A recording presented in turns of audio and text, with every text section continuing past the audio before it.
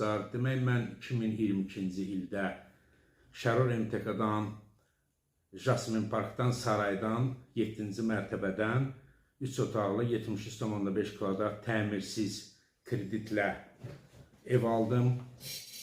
20.000 ödədim. Aylıq da 585 manatdan olmaqla 4 illik kreditə götürdüm.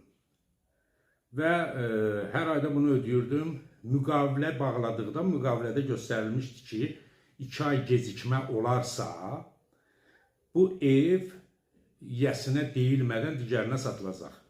Bəli, elə yazılıb.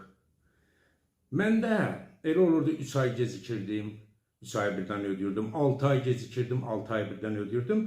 Orada məsələ burasındadır ki, nağdı pulla ödəyirsən. Yəni, onların hesabı yoxdur. Mən hər dəfə gəlib deyirdim ki, sizin iş vaxtınız mənim də iş vaxtına düşür. Xahiş edirəm, bir hesablayın, oraya ödəyim. Onlar da hər dəfə yola verirdilər mənə. Deməli, hər dəfə mən Sumqayıtdan gedirdim Bakıya, iş vaxtı, hər ay gedirdim Hollywood Şadlıq Sarayında 2-ci mərtəbədə ofislərinə. Minimum 50 nəfər adam olurdu orada. Onlar da pul ödəmək üçün gəlirdi. Və oradan da 3 nəfər var idi. Biri arası bir 55-60 yaşlı kişi idi.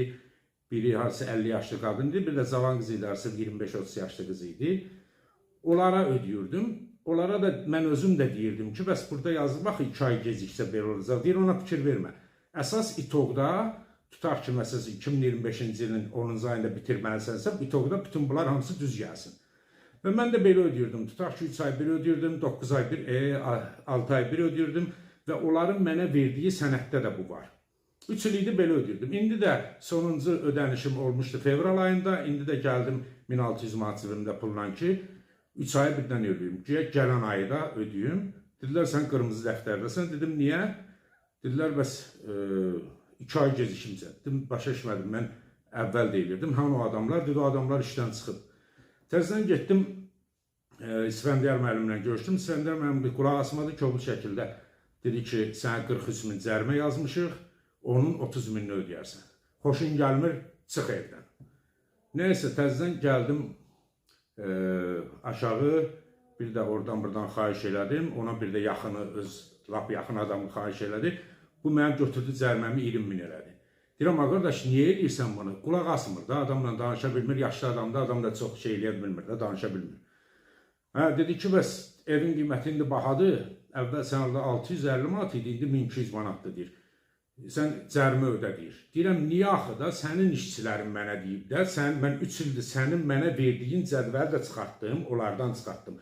Dedim, bu mənim ödənişimdir. Bax da, burada 6 ayda gecikib 6 ayını ödəmişəmsə, 3 ay gecikib 3 ayı ödəmişəm, görürsən də sənin bu mənə verdiyindir. Deyir, o işçilər mənə aladım, mən onları işdən qoymuşam. Mən neyniyim? O işçilər mənə 3 il idi, necə deyirdi, elə də ödəyirdim də, sənin işçilərin idi də. İndi o işçilərlə həll elə də, mənə niyə durduğum yerdə cərimə yazırsan? Əgər belə idisə, mənə 3 ildir belə ödəyirdim, mənə indi niyə deyirsiniz bunu? İndi deyir ki, ev alıram əlindən, bəs ya da ki, 20 min üstə ödə.